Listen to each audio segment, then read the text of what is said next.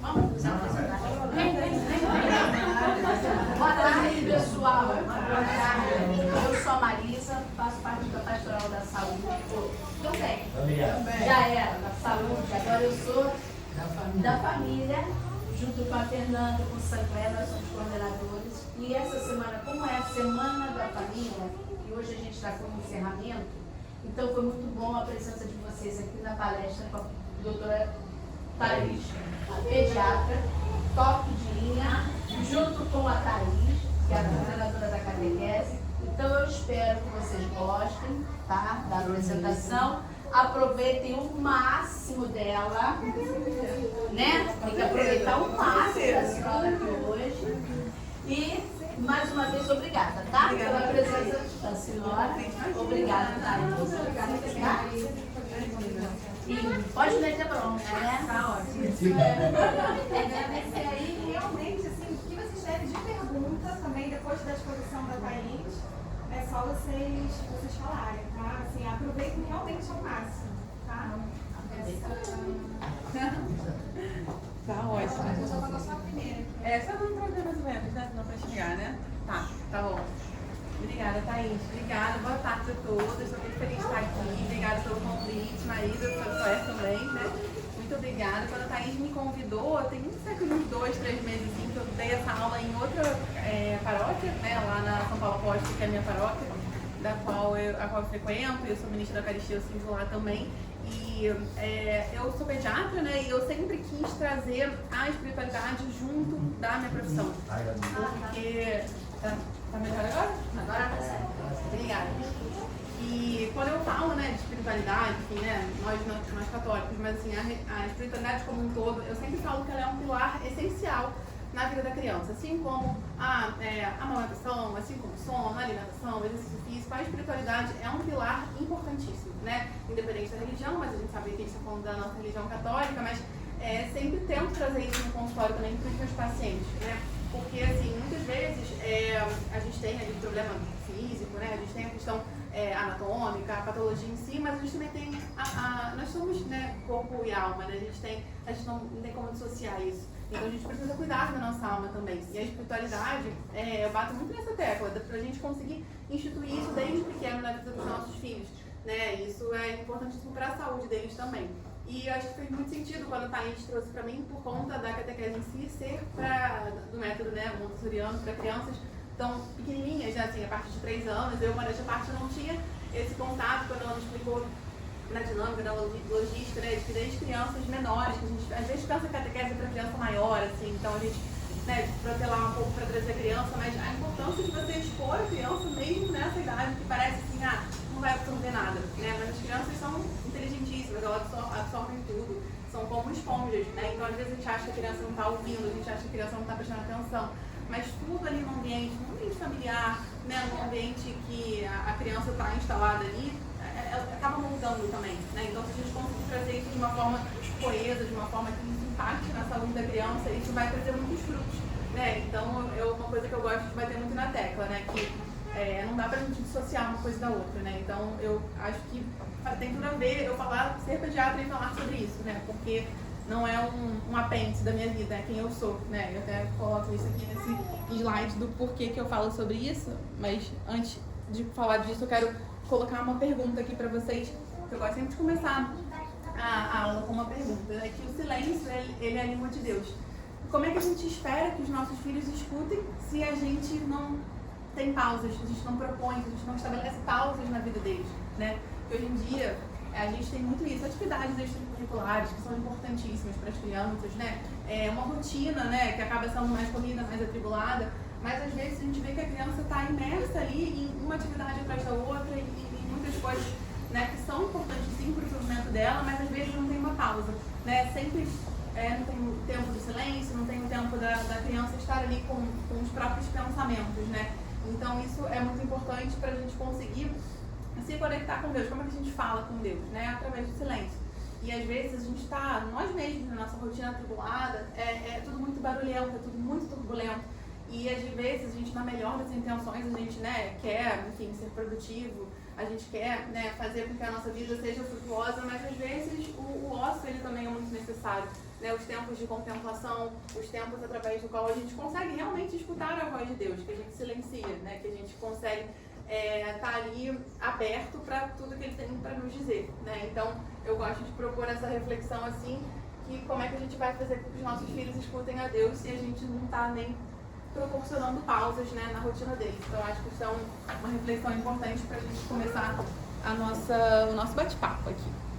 E quem sou eu? Eu sou pediatra, ficou meio ruim ali, mas eu sou pediatra, né? Pediatra a gente vai do recém-nascido até os adolescentes de 18 anos, né? Eu digo que às vezes até é difícil, tem pacientes que já passaram dessa idade, são muito apegados, então a gente pediatra, a gente vai, né, até o adulto às vezes, que é um apego muito grande, né, que a gente tem de estar com aquela criança ali desde o início da vida, né? A gente se apega à família, a gente cuida da família, não é só, né, da criança ali, da mãe, do pai, dos avós, dos cuidadores. Então, um pediatra, né, que tem o privilégio de estar ali desde o início da vida, né, da criança, a gente se apega de uma forma muito ampla, né? Então, não é só sobre a criança. Eu digo que 50% da consulta é a criança, mas os outros 50% é toda a família, toda a rede de apoio, porque a gente acaba sendo o médico ali, né, que cuida de todo mundo nesse sentido.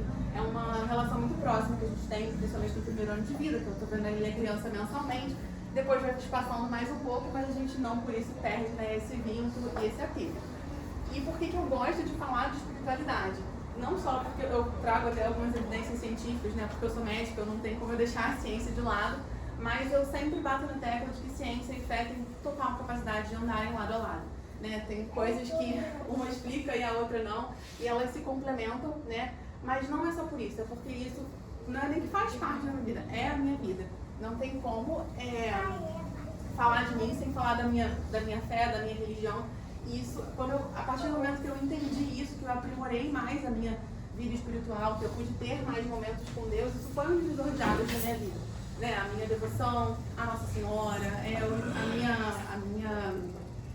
a minha vontade de estar cada vez ali como um instrumento de Deus, de servir a Deus. Como é que eu, através do meu trabalho, consigo, né, ser útil para as outras pessoas, como é que eu consigo, né, falar de Deus através do exercício da pediatria em si, né? Então é uma coisa que norteia a minha vida, né? Não é... Fica à vontade. Não, de forma alguma, a gente acabou de começar. Nada, a gente acabou de começar. Então é algo que norteia a minha vida, né? Não é, é um detalhezinho ali meu. Agora eu deixei essa parte de lado e vou ver o restante. Não, é quem eu sou. Né? E eu sempre digo que eu não conseguiria sustentar isso se não fosse realmente o que eu sinto, né? Então, base tudo assim na minha vida, né? Desde o meu acordar, de tudo que eu faço no meu dia a dia, né? Não estou falando assim de uma forma, né? Meu Deus, faço muito. Não, ainda acho que faço muito pouco. Mas assim, através do meu trabalho, eu vejo que eu consigo, até mesmo, eu não sou mãe ainda, né?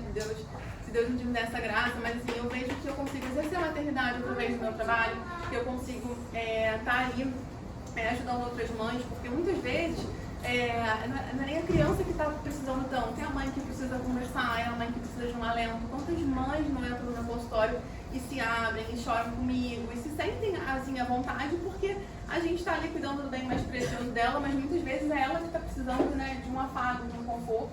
Então, isso não tem como ser dissociado, né? Então, eu digo que eu tenho muito essa relação assim, com as mães e eu sinto que não dá para dissociar a pediatra que eu sou da pessoa que eu gostaria de ter ouvido isso antes, né? Assim, até eu chegar, sempre fui católica, sempre nasci numa família católica, estudei num colégio católico, fiz toda, né, o script ali bonitinho, mas a gente só... Não foi, né, desde o início que eu tinha tanto esse fervor e essa noção de como a minha vida espiritual poderia impactar tanto, né, em todos os outros setores da minha vida. Porque quando a gente está bem alinhado, quando a gente acorda, a gente oferece o nosso dia a Deus, a gente oferece todas as nossas ações a Deus, a gente vê que Ele vai abrindo os caminhos completamente, a gente às vezes nem consegue entender, nem vislumbrar, mas a quantidade de livramentos que eu tenho certeza que eu já tive. Muitas vezes, eu até falo um pouco disso, né, na minha rede social, tem umas 2 semanas assim que uma sequência de acontecimentos aconteceu aqui.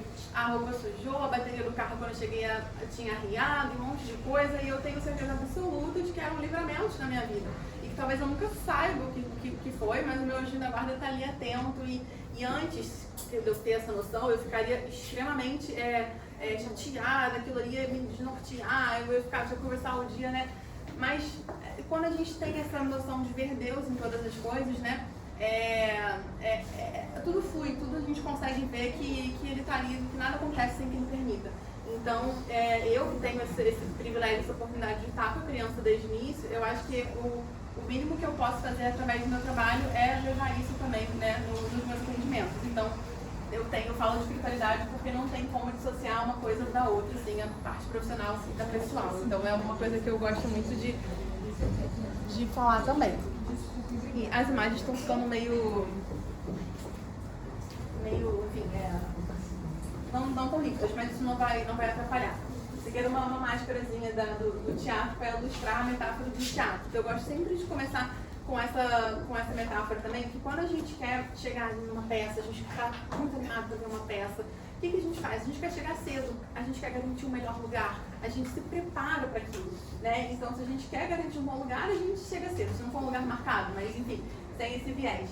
E com a fé é a mesma coisa, né? Se a gente quer trazer isso para os nossos filhos, né? Pai e mãe não querem ver seus filhos, né, seguindo esse caminho também, né? Vocês estão aqui por isso, porque vocês têm essa preocupação de que os seus filhos sejam, né, criados na fé, que eles sejam, que eles cresçam na fé de uma forma com muito embasamento. Então essa antecipação, né, quando vocês cultivam valores religiosos nos seus filhos desde cedo, entre muitas aspas, né, porque existem outras variáveis que podem vir no meio do caminho, mas isso ajuda muito a garantir um bom lugar, né, na vida deles. Então, assim, essa antecipação eu acho que é algo muito importante, que obviamente a gente não pode controlar o futuro, isso compete a Deus, mas a gente pode sim contribuir muito numa base sólida quando a gente está desde o início da vida deles se preocupando em instituir a espiritualidade de uma forma muito robusta, né? Então, assim, o mundo está aí com vários atrativos e coisas que podem nortear o caminho. Então, por isso que eu falo, embora a gente não consiga controlar o nosso futuro, a gente consegue construir essa base sólida para eles terem um ponto de partida antes que o mundo os alcance, né? Então, assim, quando a gente tem essa preocupação de instruir os nossos filhos, né, desde o início, isso vai fazer com que eles possam ter muito mais êxito, né, lograr muito mais êxito nessa caminhada que a gente com certeza quer para eles o melhor. Então, essa questão da antecipação, né? Então, a mesma lógica da gente chegar cedo num teatro para pegar um bom lugar é da gente estar aqui, vocês se preocupando, né, de que seus filhos estejam desde cedo sendo criados, né, nesse caminho da fé. E agora, sim, tentando trazer um pouco da base científica, assim, do efeito, né, que a Thaís começou comigo também, se eu podia trazer um pouquinho dessa questão das telas para as crianças, né? Qual que a gente tem, né, uma falsa sensação de que às vezes a criança está muito agitada, a criança está quero acalmar essa criança, dá uma tela que ela vai ficar quieta, né? Essa é a sensação que dá. Mas ela não acalma, ela anestesia, né? Ela meio que robotiza, deixa a criança ali totalmente com a atenção sequestrada, né? Assim, é uma coisa muito, muito nociva mesmo, né? Que a gente já deu ali, agora ela acalmou, mas se a gente fizer isso de uma forma desmedida, né, é o que a gente chama de estresse tóxico, né? Isso vai desenvolver irritabilidade na criança, isso vai impactar no sono, isso vai impactar até mesmo no crescimento dela, muitas vezes, né, se for de níveis maiores do que é o recomendado. SBP, a Sociedade Brasileira de Pediatria, e o que ela recomenda, né? De 0 a 2 anos, realmente, zero exposição a telas, né? Porque assim, o cérebro da criança está fazendo milhões de sinapses o tempo todo, então se a gente dá uma tela, uma coisa muito passiva, a criança fica hipnotizada ali, né? Assim, eu não sei se vocês já tiveram essa oportunidade de ver, assim, crianças sob efeito de tela, elas ficam realmente imersas ali e elas nem falam, parece que elas realmente estão ali numa hipnose, né? E se você vê crianças que não têm essa exposição, como elas são, tem até mais brilho no olho, assim, você vê, eu vejo muitas crianças no consultório, que chegam angustiadas pra mim, quando ele só se acalma se ele estiver na tela. Então, assim, é uma falsa sensação de que a criança se acalma, né? A criança está sendo ali realmente anestesiada. Então, é lógico, é muito mais trabalhoso, né? Uma criança é algo demandante, né? A criança realmente dá trabalho. Então, assim, existem situações em que você vai precisar recorrer à tela em momentos pontuais. Mas não fazer disso uma bengala, não fazer disso, né, algo no qual você vai se fiar para todos os dias estar recorrendo ali, né, de mais do que o tempo devido, né? Então, de 2 a 5 anos, no máximo 1 hora por dia, de 6 a 10 anos, 2 horas, e de 11 a 18 anos, 2 a 3 horas. Porque aí realmente já, enfim, entra para a escola, o computador passa a ser importante para algumas atividades, mas assim, sempre com muita supervisão, né? Sempre você sabendo o que está no celular do seu filho, sempre você tendo ali, enfim, muita participação, não assim, deixando aquilo correr solto, né? Hoje em dia existem até tá voltando um pouco isso, né? Que a gente tem o smartphone e tem o dumb phone, né? Que é o dumb, ao contrário de smart, né? Em inglês. Que é um telefone assim só para criança se comunicar, porque vai ficando mais velho, adolescente, você quer saber onde o seu filho está, se ele está na rua, você precisa realmente da comunicação. Mas acaba que o telefone tem tantos outros atrativos que a comunicação acaba sendo a última das coisas. A gente faz tudo, né? Ligar é o que a gente faz até pouco. Então, assim, está essa consciência, sendo que tem sido muito retomada, né? De você conseguir usar o telefone único exclusivamente para comunicação. Então, assim, eu já vi, não vejo muito isso aqui no Brasil ainda, mas assim, eu já vi pessoas de fora, assim, mostrando que realmente, aqueles telefones mais arcaicos mesmo, de flip, assim, para abrir, né, que o único objetivo realmente seja ligar e saber onde seu filho está, no máximo de mensagens. Mas enfim, e qual que é o efeito disso, né, no mundo real, quando a gente fala? A criança brincar livremente, a criança ser exposta ao tédio, a criança não precisa estar sendo entretida o tempo todo, né, quando você pensa, por exemplo, em um restaurante. Ir para o restaurante, né? Enfim, às vezes é para a criança, vai chegar um momento em que ela só quer comer e ela quer ou brincar. Tem os restaurantes que tem a área kids, né? Isso pode ser um pouco assim controverso à medida em que, enfim, ou você deixa a criança na área kids, ou você dá um tablet para ela ficar quieta na mesa, ou você come rapidinho porque a criança está... Antigamente não era assim, né? A gente ia pro restaurante, minha mãe mandava eu ficar quieta, eu ficava quieta. Eu mandava eu esperava, né? Não, você vai comigo agora e você vai ficar aqui. E não tinha muita negociação, né? Assim, é claro que a gente também não pode ter só ao passado, as coisas vão mudando, não é nesse sentido, assim, de ser rígida. Mas, assim, muitas vezes a gente quer poupar a criança do tédio. E é justamente dele que ela precisa para, quando ela estiver, por exemplo, na faculdade, ela vai ter que ler um livro, ela vai ter que ler um artigo e ela vai ficar entediada.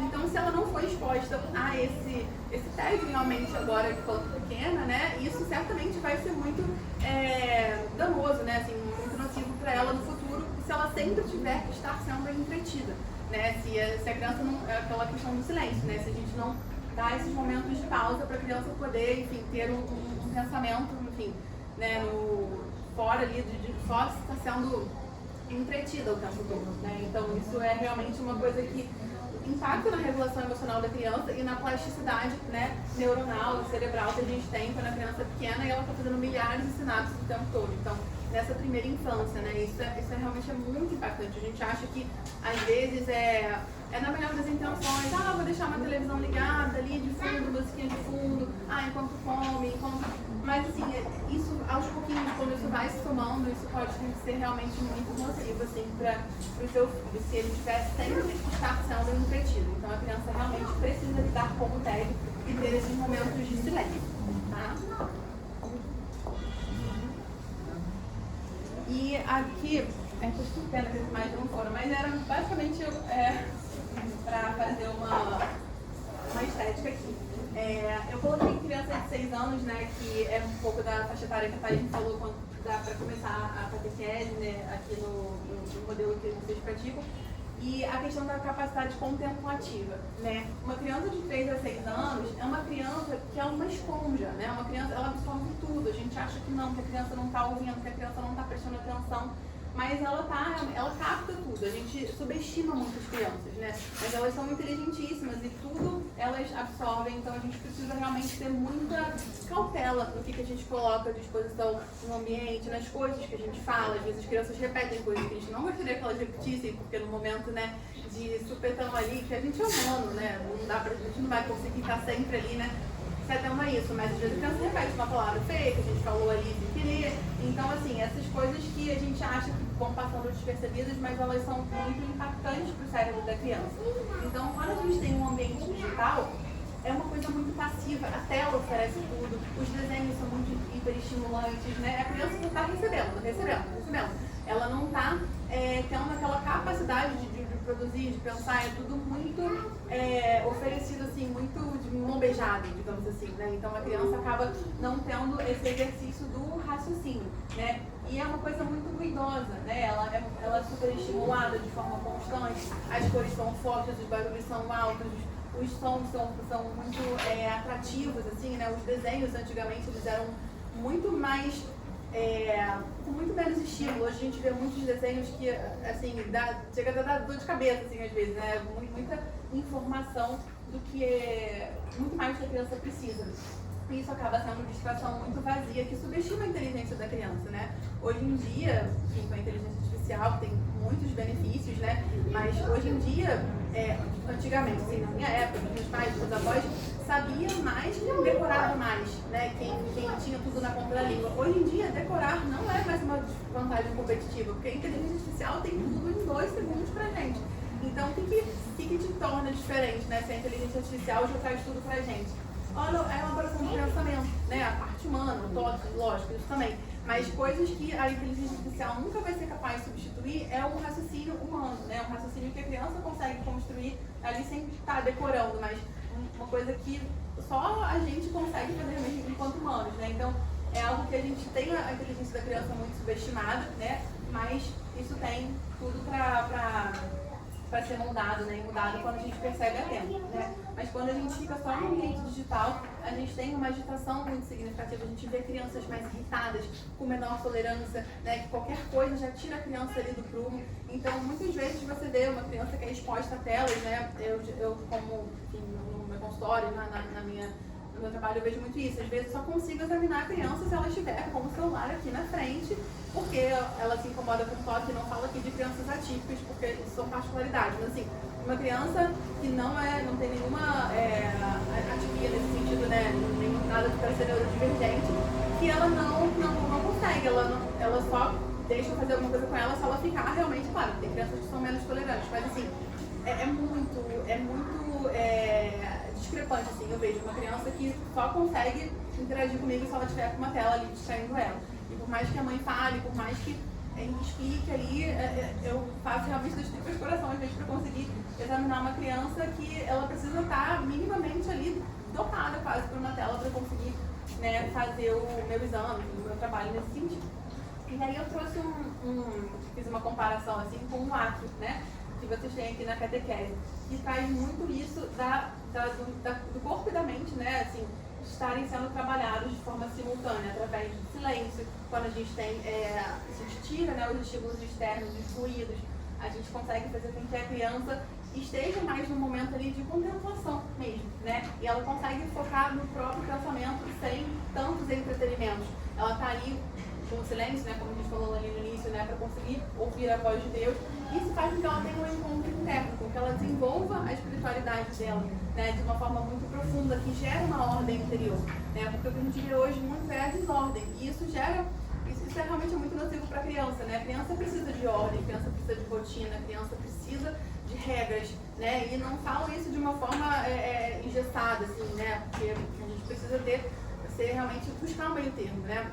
O que eu falo muito para os meus pacientes é que eu, enquanto pediatra, o meu trabalho é dizer o que é essencial, né, assim, o que é recomendado pelas diretrizes, pela Sociedade Brasileira de Pediatria, e ver o que é possível, porque também não dá pra gente colocar todo mundo numa caixinha, né, eu tenho que ver a realidade de cada família, a circunstância, né, de cada criança, e o nosso trabalho é fazer esse meio termo, né, equilibrar esses pratinhos e encontrar essa linha tão tênue, né, entre o que é possível de ser feito e o que é o ideal, porque, enfim, quando a gente, né, lida ali com a maternidade, a gente vê que a maternidade perfeita não existe, né? Nós somos pessoas que estamos sempre buscando melhorar, né? E é muito difícil não se comparar quando a gente fala de maternidade, né? Mas o ideal é que a gente consiga se comparar sempre só com a nossa versão, ser melhor do que a gente foi ontem. Como é que a gente pode ser melhor para Deus? Como é que a gente pode ser melhor para a nossa família? Como é que a gente pode formar crianças, né, melhores nesse sentido, mas nunca se comparar com a realidade do outro, porque isso é muito maléfico também, né? A gente fica, cada um tem a sua circunstância, né? E nem Deus quer isso da gente. A gente foi feito, né, cada um do seu jeito, nós somos únicos. Então, assim, isso para as crianças também pode ser muito, muito nocivo, realmente, quando a gente tem essa questão da comparação. Mas quando a gente está ali imerso no silêncio, a gente consegue realmente buscar, né, essa ordem interior e dessa, enfim, oposto dessas distrações vazias, né, que a gente tem quando a gente está imerso nesse mundo digital. E o que é a infância, né? Eu costumo dizer que ela é a janela de ouro. O que a gente consegue ter aqui? Esse aqui era uma folhinha e aqui depois era uma árvore crescendo, só para ilustrar. Mas o que a gente consegue ver nas faixas etárias que eu dividi ali de 0 a 6 anos, 6 a 12 e na adolescência? De 0 a 6 anos, como eu falei para vocês, é a fase que a criança absorve absolutamente tudo, tá? O que ela vê, o que ela escuta, o que ela sente. Então, é o momento da gente conseguir implantar os valores. É o solo mais fértil, né? O terreno menos arenoso que a gente tem nessa primeira infância. Então, é capaz de a gente conseguir criar raízes muito profundas nessa primeira faixa etária. Nos 6 aos 12 anos, a gente já começa a ter o predomínio da razão, a gente já começa a formar caráter na criança, ela já passa a raciocinar, ela já passa a ser mais questionadora, fazer perguntas, que nem sempre a gente vai conseguir responder, mas a gente pede Deus a sabedoria para conseguir nortear. E é o momento da gente explicar mais, da gente aprofundar, da gente conseguir construir hábitos mais conscientes nessa faixa etária. Então a gente já vai tendo ali uma personalidade mais moldada, né? Até a gente chegar na adolescência, que é o momento do jovem, né, confrontar ali o mundo. Então, o que a gente vai poder dar de melhor para os nossos filhos? Uma ferramenta, uma base sólida para que ele consiga chegar nesse mundo, estar no mundo sem ser do mundo, né? Sem que ele seja tão impactado por ele, porque, claro, a gente não quer que a criança fique isolada, não é isso, né? Mas a gente precisa dar as ferramentas, os vídeos necessários para que ele consiga saber para onde voltar, para que ele tenha uma âncora nos momentos de estresse, nos momentos em que ele seja colocado à prova, em que ele estiver lidando ali com questão de muita pressão, né? Porque os atrativos, né, vão existir sim. A gente não quer aqui, né, colocar a criança numa bolha. A gente quer justamente formar crianças, moldar o caráter dessas crianças para que quando elas sejam colocadas à prova, elas saibam, né, como dizer não, porque deve ser dito não, né? E tem essa base espiritual bem consolidada. E aí, obviamente, enquanto médica, eu não posso deixar de falar do que a ciência traz pra gente, né? Dos dados científicos, né? O que a ciência confirma sobre a prática religiosa. Então, eu coloquei aqui as referências. A gente teve um estudo, né, na Universidade de Harvard, em 2018, que mostrou que 40% menos a ansiedade da infância das crianças que têm a prática espiritual. O terço, ele consegue ser muito terapêutico, né? Assim, o que você está fazendo ali? É uma coisa monótona, uma repetição, é uma coisa que às vezes a gente mesmo dorme e vacila em fazer, né? E é uma coisa que a gente vê que crianças, né, que têm essa prática, elas diminuem quase metade, né, da ansiedade que elas teriam. Então isso realmente é algo que não é só a gente falando, né, com o nosso viés, né, no sentido de sermos católicos, mas sim a ciência tem essa comprovação. Assim como 3 vezes mais chances do bem-estar psicológico na criança que tem a prática religiosa regular, né? Que vai à missa, que tem os seus momentos de oração, que está ali nesse contato constante com Deus, né? E 60% de redução nos comportamentos de risco, né, em jovens, que essa é uma revista de pediatria bem conceituada, quando a criança tem essa espiritualidade bem consolidada, né? Isso, assim, não é da noite pro dia, né? Não é uma coisa que a gente institui, é algo que a gente vai, né, trilhando desde pequenininho, então por isso mesmo que vocês estão aqui, né, não à toa. Então isso já mostra como vocês têm essa preocupação, como vocês estão aqui num sábado chuvoso, em que vocês poderiam estar fazendo qualquer outra coisa, mas vocês têm a preocupação de estar aqui. Então isso já mostra como o filho de vocês, né, tem essa sorte, esse privilégio de ter essa preocupação da parte de vocês, né, porque isso certamente vai trazer muitos bons frutos para eles no futuro.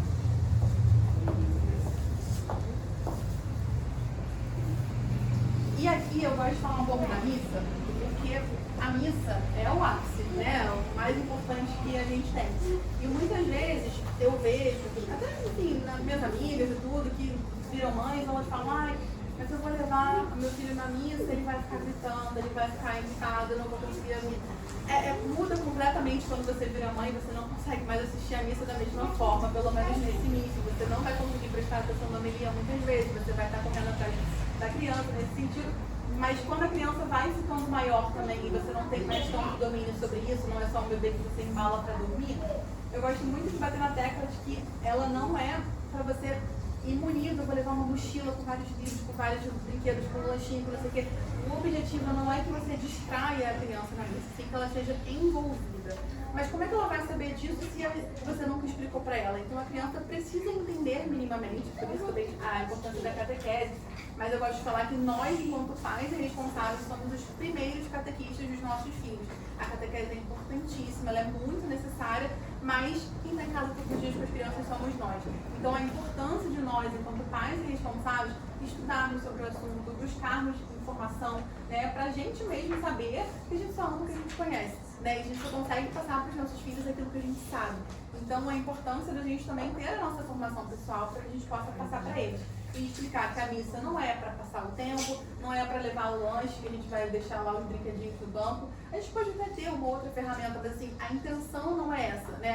Não é você munir a criança de atrativos para que aquela 1 hora passe o mais rápido possível, né? Para deixar um brinquedo, oferecer o celular para a criança ficar quieta. O objetivo não é esse. E vocês podem ter certeza que Deus observa cada esforço de vocês, em cada missa que vocês, mães, pais, enfim, sentem que não estão ali 100% presentes, que não estão prestando atenção, porque a criança está demandando mais de vocês. Deus valoriza cada esforço desse. Então não é porque você não esteve ali na missa como você gostaria que aquela missa foi menos aproveitada, né? Então é muito importante vocês mostrarem para a criança que a missa é um encontro real com Jesus. É o ápice da nossa religião, né? Onde tudo acontece. Então a gente precisa ter esse esforço mesmo, né? De incluir a criança desde pequena. Isso faz muita diferença. Né? E às vezes a gente precisa também usar um pouco, né, da expertise nesse sentido, se eu puder, né, claro. Geralmente a missa das crianças é na parte da manhã e tudo, mas adaptar os horários da missa, não vou levar quando a criança estiver irritada, se ela estiver com fome, se ela estiver com sono, minimizar esse estresse assim para a criança. Porque às vezes a gente acha que a criança está ali fazendo, enfim, escândalo, porque ela está com sono, ela está com fome, ela tá, enfim, ela não está no melhor momento dela, né? Então se a gente puder ter essa adaptação, né, para respeitar o sono, a fome da criança, isso já vai ajudar muito naquele momento. E alguns materiais assim, educativos, tem muita escritura católica, tem inclusive o padre Mateus Aquino, que eu tenho seguido, ele tem feito bastante isso, assim, ensinado como é que é, como que a gente fala da missa para as crianças, né, como que a gente mostra para as crianças, assim, a parte um pouco teórica mesmo, né, que pode até ser difícil delas absorverem, mas para a gente conseguir explicar cada parte da missa, todas as diferenças que tem da liturgia, né, da palavra eucarística, os momentos, né, as leituras, até para despertar na criança esse interesse também, para ela não ficar numa coisa assim, obrigatória, uma coisa coletiva, para ela entender que tem alguma coisa muito importante, a coisa mais importante acontecendo ali, né? Então isso é muito importante também a gente conseguir envolver a criança, né, no sentido da missa, porque depois que ela entende o sentido, ela passa, inclusive, pede para voltar mais vezes, né? Eu tenho 4 sobrinhos, eles têm idades 4, 5, 7 e 9. Eles não moram aqui no Rio, moram em Vitória. Mas a minha cunhada, ela leva eles desde pequenininho, eles pedem para ir, eles sabem que domingo é dia da missa, eles têm essa consciência do jeitinho deles, assim, né? Às vezes meio bagunçado, assim, mas eles falam para ir na casa do Pai do Céu. Né? Eles pedem isso, né? E eu tenho, inclusive, uma amiga minha que ela já deu, a filha dela é de 4 anos, né? Eu gosto muito desse exemplo quando eu falo sobre a missa. Ela leva eles na missa, né, diária. Eu sei que isso é uma realidade difícil para muitas famílias, então isso não é de forma alguma uma comparação nem nada, mas ela consegue, porque ela fica em casa com as crianças e ela leva o mais novo de 2 anos e o mais velho de 4 na missa aqui na Lagoa, na São José da Lagoa. E o filho dela de 4 anos perguntou para ela por que ele não podia ir na missa da comunhão, né? Já teve esse entendimento que ele não podia comungar. E aí ela ficou sem saber o que responder, ela falou, então vamos recorrer ao padre. E eles foram até o padre e o padre ensinou para ele a oração da comunhão espiritual. E ele não só aprendeu, como ele decorou, ele foi lá na frente, falou para a igreja toda. Minha amiga falou, como é que você não filmou? Ela falou, eu parava de chorar, de tão emocionada que eu estava, de ver seu filho de 4 anos, né, falando, né, oração de comunhão espiritual. Deve ser algo muito, muito impactante, assim, com intenção, né, porque ele queria entender por que ele não podia comungar também. Ele só tem esse entendimento porque ela passou isso para ele, né, porque ela teve esse cuidado, enfim, de incluí-lo nesse sentido, né. Às vezes rezar o texto em família também pode ser uma prática muito aprendizado para as crianças, você trazer a criança para perto, cada um reza, né, uns mistério, ou uma Ave Maria, ainda que seja, né, uma coisa mais reduzida, assim, mas para a criança poder entender que é uma coisa da qual ela pode participar, não só pode como deve. Né? Então, quando a gente não subestima que a criança não vai entender, não, a gente pode sim, né, transformar aquilo de forma lúdica, né, para que a criança esteja minimamente envolvida e sinta que ela faz parte e tenha vontade, né, de pedir para voltar. E aqui eu gosto de propor para vocês também um exame de consciência, que são fatos assim para a gente instituir com as crianças. Como é que a gente pode, todas as noites antes de dormir, 3 a 5 minutinhos, não é para ser uma coisa maçante, sim para ser algo possível de ser feito. Né? Como é que a gente consegue trazer de uma forma que inclusive impacte a autoestima da criança? A primeira coisa é a gente fazer ela de filho, vamos aqui dormir, vamos pensar o que a gente fez hoje, vamos pedir perdão pelas faltas que a gente teve hoje, sem fazer de uma forma muito sentimental ali, dramática, não nesse sentido, mas filho, o que você fez hoje? O que você acha que você poderia, né, ter feito melhor? Assim, claro, dependendo da faixa etária da criança, mas trazendo uma reflexão das faltas que ela teve naquele dia, não no sentido punitivo, mas no sentido de ela conseguir, com simplicidade, pedir perdão a Deus. Esse seria o primeiro passo. E depois, pedir ajuda. Filho, então vamos pedir aqui para o Papai do Céu para que você não cometa esse erro de novo, né? Para você poder melhorar naquilo que você acha que você não foi tão legal hoje, né?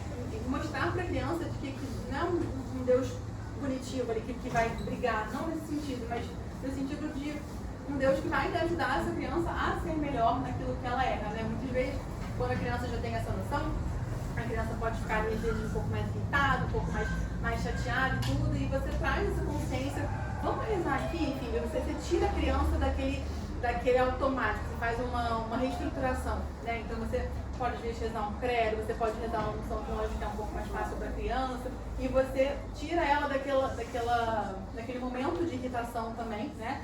Se você traz essa consciência de que ela tem alguém para quem ela possa pedir ajuda, né? E o terceiro passo, agradecer por tudo de bom que aconteceu no dia, né? Mostrar para a criança que a gente pede perdão, a gente pede ajuda, mas a gente também diz obrigado, a gente também agradece, né? Só de estar acordando, né, aquele dia, de estar vivo já é um motivo muito nobre para a gente agradecer e instituir nessa criança a gratidão. E o quarto passo, que funciona muito para a criança, é elogiar o que ela fez de bom. No sentido, que é essa questão de impactar a autoestima da criança. Poxa, filha, a mamãe viu que você foi gentil com aquele coleguinha, que a mamãe viu que você emprestou aquele brinquedinho, poxa, parabéns. E assim, um reforço positivo, né? E dizer que a mamãe percebeu que você fez isso quando você fez tal coisa, né? Um elogio mais específico, assim, falando qual foi a atitude que a criança teve. Né? Isso é muito poderoso porque não é uma coisa genérica, ela vai se conectar, ela vai, né, reconhecer que ela fez aquilo, você está reconhecendo a ação dela e não só a pessoa que ela é. Então isso é algo que funciona muito para trazer essa consciência para a criança. Então todos os dias antes de dormir, se vocês conseguirem fazer minimamente esses 4 passos de forma breve, tá? Mas como um exame de consciência, a gente vai conseguir realmente fazer com que a criança tenha mais noção, assim, que ela tem intenção nas atitudes do dia a dia. Às vezes pode até impedir que durante o dia ela faça tal coisa que ela não seria legal, porque ela, depois eu vou ter que falar isso no exame, né? Então, assim, ainda que a intenção real não seja essa, né, assim, no sentido de não fazer o que é errado, mas isso pode trazer uma consciência já, né, para a criança quando ela está formando, principalmente na idade da razão, né? Então, esses 4 passos aí costumam ser bem eficazes na rotina da criança. E aqui, eu gosto de falar que a fé, ela deve ser a lente através da qual a gente enxerga o mundo, tá? E muito no sentido da antecipação, né? De chegar cedo para pegar o bom lugar no teatro. A criança entender que a fé não vai ser só na missa do domingo, 1 hora na semana. É todo dia, né? É quando vocês estiverem no carro, no trânsito, buscando a criança na escola, pegando a criança na escola, quando vocês estiverem no passeio no parque, quando vocês fizerem uma oração para agradecer a refeição, né? É mostrar que não é restrito a um local, a uma igreja, a uma missa, né? A uma coisa pontual. E sim, em todo momento, né? Para a criança conseguir ver Deus em todas as coisas. Então, elogiar as boas ações que a criança teve, né? Fazer com que ela consiga sentir o amor de Deus, saber que ela é filha amada de Deus, né? Dizer para ela todos os dias isso. Ler histórias junto pode ajudar muito também, as histórias da parte religiosa também, ou enfim, uma história mais sempre mostrando para a criança trazendo essa consciência, né? O exame de consciência antes de dormir. E antes de qualquer coisa, assim, ser um exemplo, né? Como eu falei, a criança absorve tudo. Então, assim, de nada adianta a gente falar e a gente não fazer, né? Então, muito mais vale a nossa ação do que a nossa palavra se ela não está edificando o que a gente está fazendo. Então, isso é muito importante. A criança vai ver pelo que você fez. Meu pai e minha mãe fizeram isso. Então, assim, ela vai conseguir ser muito mais eficaz, por exemplo, do que a sua palavra se eles não forem coerentes nesse sentido. Então, trazer isso para o cotidiano, né? A fé não é só os domingos, a fé não é só na missa de domingo, não é só naquele momento, é todos os dias. Né? Ela deve sustentar a sua semana inteira. Do nascer do sol ao pôr do sol, de quando você acorda, quando você dorme, tudo deve ser um motivo para você mostrar para a criança, né? Falar de Deus para o seu filho, né? Então, assim, evitar muitas distrações, né?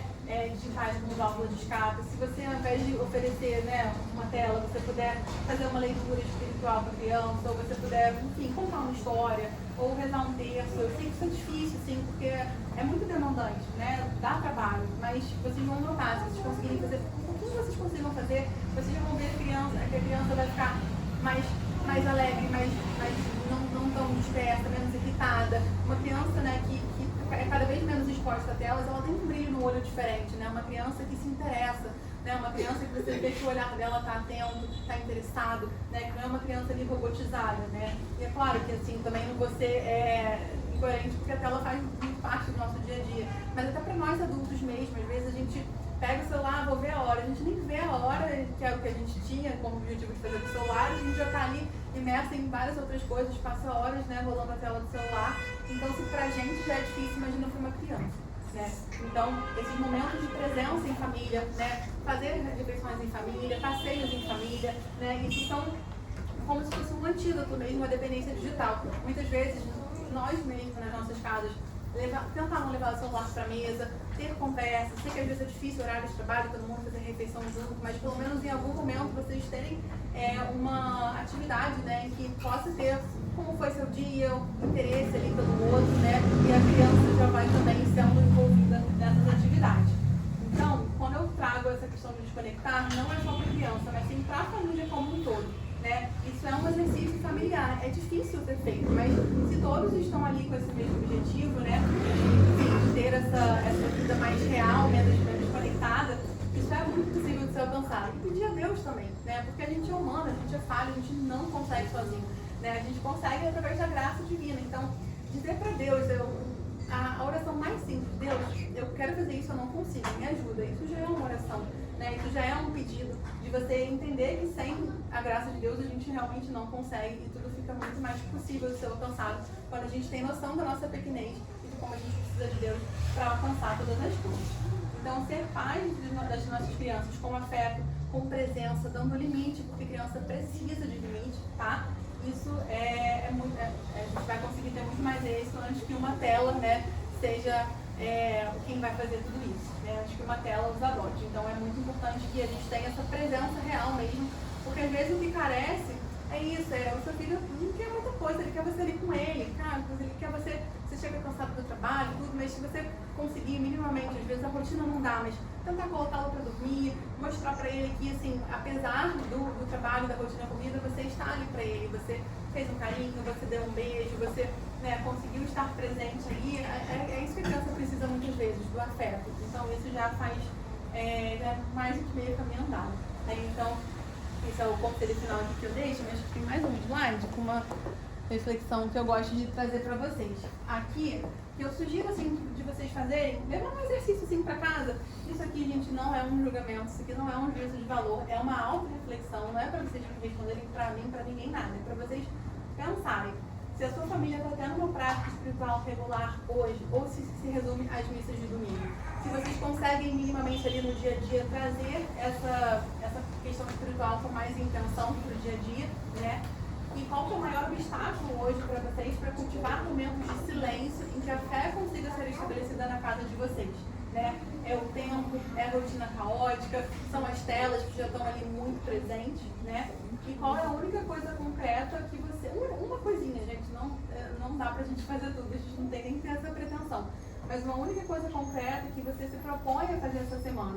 Vou tentar fazer o exame de consciência pro meu filho antes de dormir, vou tirar o celular das refeições, vou estar mais presente com meu filho quando eu chegar no trabalho. Cheguei em casa, deixar o celular um pouco de lado, deixar os programas de trabalho no trabalho, sei que é muito difícil, mas assim, é possível de ser feito. E a criança sente. E muitas vezes a criança, o que falta para ela é uma presença real. Né? É a maior alegria assim, que uma criança pode ter, um pai e uma mãe assim, presentes, dando atenção para elas. Então, muitas vezes a gente acha que é um problema muito grande, mas é só realmente a gente estar conectado com os nossos filhos em casa, um olho no olho, né? E essa presença. Então, se eu puder, uma coisa que se eu puder propor realmente para vocês, isso seria essa reflexão mesmo, do intuito de assim, ser melhor do que a nossa versão de ontem, nunca se comparando com outras realidades, mas entendendo que se a gente tem isso em mente, isso não só vai trazer muito bem pra gente, mas principalmente para os nossos filhos, que certamente é o porquê de todos vocês estarem aqui hoje me ouvindo. Então, muito obrigada.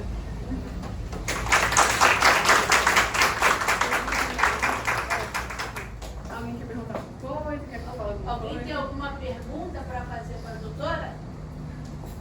Thaís, eu queria complementar uma coisa sua aí. Por favor. Não, você falou no início da participação das crianças na missa, né? Sim, com certeza. E isso eu acho uma coisa bastante importante. A nossa história, isso já se for uns 50 anos, né? Naquela época o celular não existia, então é uma coisa totalmente diferente. Mas a gente levava o filho, o primeiro filho, ele foi com 1 ano e pouco, ele começou a ir à missa. E o que a gente fazia para não atrapalhar? Nós assistimos, cada um assistia meia parte da missa. Na verdade, por quê? Para não ficar com a criança enchendo o saco, desculpa a palavra, né? Dos outros se perturbando quem tá, porque às vezes tem gente que não suporta, né? Até mais educado às vezes com a criança. Sim. Então a gente combinava assim.